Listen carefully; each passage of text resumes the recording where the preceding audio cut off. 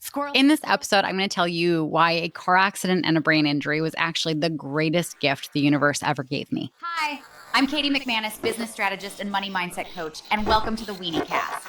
Squirrel.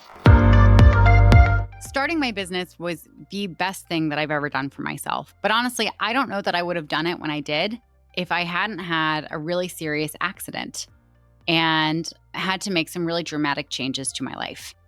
And I think a lot of us go through this. You know, we have this dream and it's like that someday dream. Oh, someday I'm going to do this and someday I'm going to do that. When the stars align, when I feel ready, when I've saved enough money, you know, when this happens, when that happens. And most of the time, unfortunately, those dreams just get kicked down the road like a rock until it's too late to actually do anything with them. Or until you get down on yourself enough that you think, oh, well, you know, I haven't done it yet and I probably will never do it. And then you just give up on it. I was absolutely on that trajectory.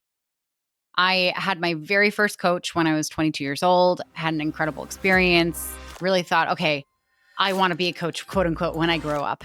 And I had this idea in my mind that I had to be like a certain age and I had to have a certain level of experience and I had to be taken seriously and have a certain level of respect already before I could start a business, before I could go and coach other people. And so, you know, I was in my 20s and I was figuring out life and I was kind of like sampling everything. You know, I was in wine, I was a sommelier, and then I acted and then I nannied and then I worked in the solar industry and then the cybersecurity industry and the fitness industry and managed a yarn shop at some point in there and taught knitting. But every single time I got to that point in a job where I wasn't happy, where I was frustrated and just ready to move on to something else, I'd hire a coach. And that coach would help me figure out what I didn't like about that job and what I was kind of looking for in the next job. And more than once, I jumped without having anything lined up on the other side.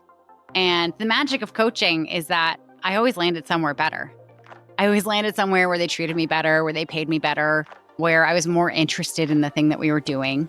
And every single time I had this experience, it just reaffirmed, oh my God, I want to do this for people. I want to do this for other people. This is such an incredible thing to be able to do for others. But there was that voice in my head. It's like, well, you're too young. Who's going to listen to you? You've jumped jobs how many times? You've worked in how many industries? Like, come on, no one's going to take you seriously. And I mean, the problem was honestly that I didn't take me seriously. The problem was that I saw all that as a hindrance rather than a superpower. And fast forward to October 22nd, of 2017. I remember the date. I was driving back from visiting my goddad and his wife in Sacramento. And I went to take a left-hand turn because I was lost into a driveway. And the person behind me sped up and tried to pass me on the left as I was taking the turn. She T-boned me and totaling my car completely and giving me a very serious concussion. And honestly, having that concussion was one of the scariest things that ever happened to me in my life because the concussion actually turned into post-concussive syndrome, which is basically where the concussion doesn't go away and it actually gets worse over time.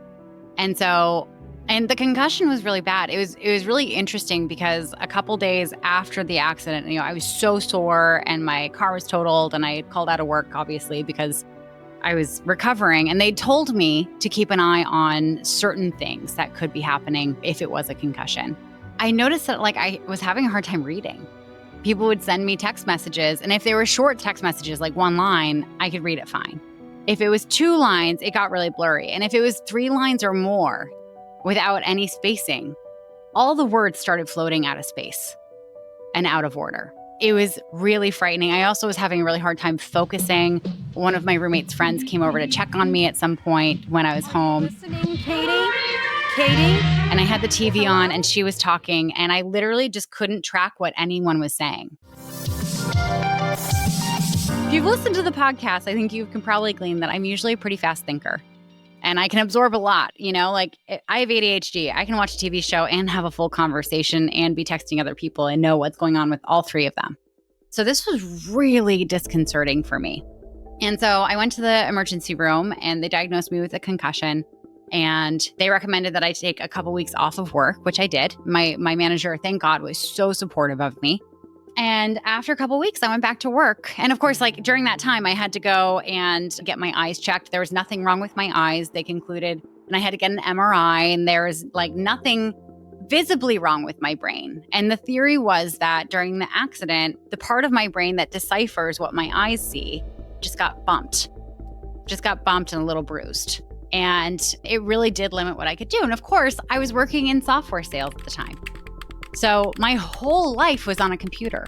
My whole life was looking at very, very fine print in Salesforce, trying to figure out like how to reach out to different people to close the sale and having those really complicated conversations because we were in internet security. And there was no way. I mean, I couldn't even read. So it was really not possible for me to go back to work. And like, I even played with, well, what if they just printed out a huge list of everyone and I could just call through and have everything in like really big block text? Maybe that'll work. I think we even tried that for a day. But what happened is like, I went back to work, and after an hour of trying to look at my computer, I had the worst migraine and I had to go home. And the next day, the same thing happened. And the next day, the same thing happened. And I went to my doctor and I was beside myself. I was crying hysterically. I was sure that like my brain was broken and there was no fixing it. And she was so kind with me. She listened to everything I had to say and did some tests. And she's like, I think you have post-concussive syndrome, which is something that happens. And it's very common with women who get concussions. And it's basically where the concussion just doesn't get better. And it's basically the concussion becomes a mild traumatic brain injury. And her prescription was 2 months off of work. And like, I was hysterically crying before. I was crying even harder after hearing that. For one, I was scared. I was scared to lose my job. I was scared for like my income and would my insurance be taken away and all that stuff, the things that, Americans really have to stress about. But also, I love working. I love working with people. The idea of having to stay home was just excruciating to me. A side note, I was having a hard time reading. So I was also having a hard time like texting correct things. One of my coworkers, Forrest, had asked me like, text me after your doctor's appointment. I want to hear how you're doing. And I texted him, and I thought I texted him. My doctor gave me 2 months of sick leave, except when you text, the S and the D are very close to each other. So I accidentally texted him that my doctor prescribed 2 months of dick leave, which was great. Anyway, which he thankfully thought was very funny. He didn't get weird, thank God. But anyway, the road to recovery was really hard. I ended up having to take 8 months off of work. In that time, I started working with a neuropsychologist who really helped me understand my new limitations. When you have a mild traumatic brain injury, you can't listen to music.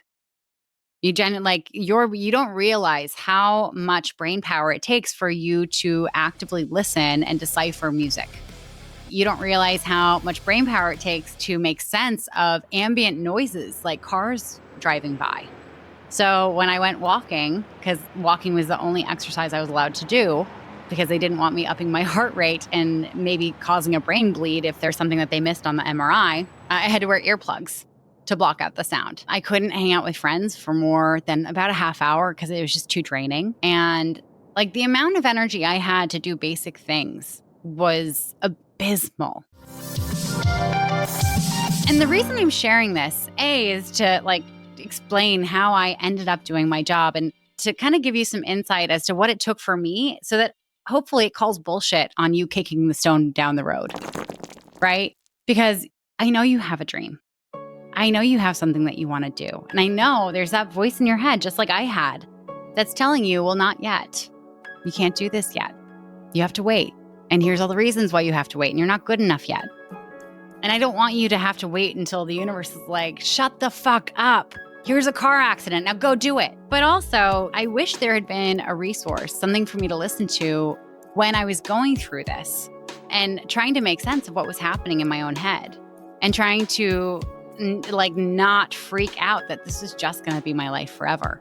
So I invite you, as you're listening to this, if you know anyone who has a concussion, if you know anyone who has had a mild traumatic brain injury and they're recovering from it, send this to them. Send this to them so that they can see that they're not alone and that things do get better. And really, I've talked to several people who've experienced traumatic brain injuries. And what's really interesting is that if they didn't have ADHD-like symptoms before, they tend to have them after. And of course, there's a lot of research that talks about like the overlap of PTSD and ADHD. But I also think that there's a fundamental way in which the brain changes once you've had a traumatic brain injury. And I can tell you there are things to this day that I still find challenging, not debilitating. It's not limiting. It's just different. My brain started working in different ways. But if you have had a concussion and you're listening to this, I want you to know that you only have a few spoons per day. Going grocery shopping, a big spoon. It's going to take a big spoon for you to do. And don't be discouraged if you're exhausted afterwards. Watching a movie is also, usually that's something that's seen as something that's restful. It's not. When you're recovering from a brain injury, absolutely not. It takes so much for your brain to decipher. Understanding how to ask friends to be there for you is something that I never figured out until afterwards. It was probably one of the most lonely parts of my life because my friends would go out and they'd want to go out to bars and they'd want to go to dinner or brunch or they'd want to go to the park. All things that I love doing, but I couldn't do them because it was too taxing on my brain. And the things that make a concussion worse, that prevent it from getting better, is physical activity and thinking. Literally, your brain thinking and processing stuff makes the concussion harder to recover from. And in hindsight, I wish, because I had a lot of friends I could have asked this of, I wish I had just asked people to just come over and bring a book and just read around me. Just body double, just be in my space, just for an afternoon. Order food, hang out, just be in my space. And if you're going through this, I want you to have full permission to reach out to some friends and explain what's going on with you and invite them to do something like this, because the loneliness is the hardest part.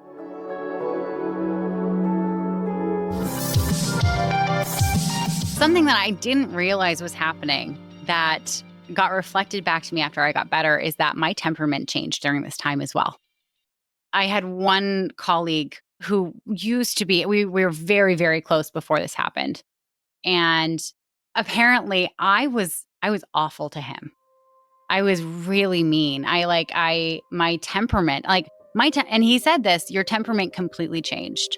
You snapped so many times at us. And of course, I don't actually remember it. My brain was working so hard to just make sense of the world around me. And thankfully afterwards, I was able to apologize. But I don't think that our friendship actually ever fully recovered.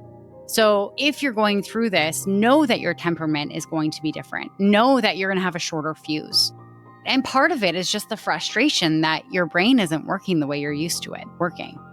And prepare the people around you. Make sure that they know, this is just a symptom of this. And you're preemptively apologetic for anything that you say that's sharp or unkind, or for losing your temper in any way. And pay attention to that, because it's usually a sign that you're taxing yourself too much. Now, because I wasn't allowed to watch TV, I wasn't allowed to be on computers, I wasn't allowed to look at my phone for too long, because literally the backlit thing was way too taxing on my brain. A few months into recovering, I was going absolutely insane. And it got to the point where I was like, okay, well, what if I can't go back to work? What if I literally cannot go back to a sales role where I have to look at a screen all the time? What do I want to do? And my mind kept going back to, well, you've always wanted to be a coach. That's always been your dream. And I'd been stalking this website for forever for the Coactive Training Institute, which one of my coaches previously had told me was one of the best training programs that I could possibly go to. And, having a brain injury and being bad at math at that time, I signed up even though I couldn't technically afford it. And it started me on this path where I was no longer kicking that rock down the road, where I'd actually picked the rock up and was doing something with it. I decided, I could have died in that car accident. If my car had moved 1 foot forward, her bumper probably would have come through my door and caused either incredible injury beyond the brain injury or been fatal to me. And also, I just had a fuck ton of time on my hands. So I went through the training. As I got better, I also went through certification. I went back to work. And going back to work was really painful because, my brain no longer worked the same way. Looking at screens was really hard. It was very emotionally taxing also. And partially because I had discovered what my calling was. I had figured out the thing that I wanted to do that I had always been searching for, being able to help people get what they want. And of course, I started off with 3 other niches before I ended up helping people with businesses and really honing into helping people with ADHD. But regardless of the fact that I wasn't in the perfect niche yet, I couldn't do anything else. Literally, I couldn't make my nervous system do anything else.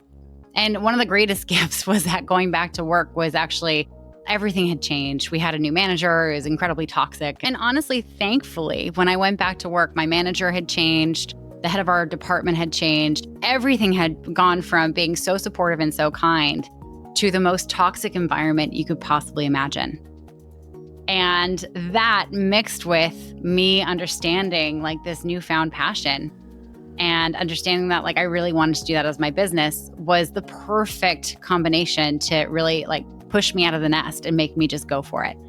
I think back, and honestly, if I had gone back and had the same manager, and I had gone back and had the same job with the exact same responsibilities as I had when I left, I don't know that I would have had the guts to actually leave it and go and start something different. Going back and having that, the complete structure of my day and my work and the respect that was paid to people in the team changed was probably one of the best things that could have happened to me. If you have a concussion or a mild traumatic brain injury or a very serious brain injury, I want you to know that you're going to heal over time. It takes time though, and it takes rest. And it takes rest that you are probably going to be very bad at because you're ambitious and you're a hard worker and you're intelligent and you're going to hold yourself to a higher standard and you're not think, oh my God, well, what's wrong with me? Why can't I do this thing? And it's just that you can't do this thing now. It's just that you need your brain to have a break. And there are going to be moments where you're like, oh my God, this is my new normal. I'm always going to be this messed up and it's never going to get better. And that's honestly just the nature of being human. We adjust to different circumstances incredibly fast. It's a survival mechanism. It's how we survive really traumatic events. It's how our ancestors got through wars and famines. We just kind of adjusted. This is our reality right now. And then our reality changes, and that's our reality now. So know that that's not always going to be your reality. But for you to move through it faster, you actually have to do a whole lot less than you're trying to do now. And for those of you who have an idea for a business or who want to scale the business you have and you keep kicking that rock down the road because you're like, oh, I'm not ready yet. Oh, it's not the right time. Oh, I'm not old enough. Oh, I don't have this. Oh, I don't have that. Shut the fuck up. The thing about the universe is that the universe wants you to win. And the universe doesn't give a damn how it gets you to go there. If you're dilly-dallying and you're kicking that rock down the road of all your dreams, everything that you want to have come true, the universe is going to get tired of it at some point. And the universe is going to send something like a car accident gives you a mild traumatic brain injury to get you off your ass and to go and do the thing. And let me tell you, it's not great.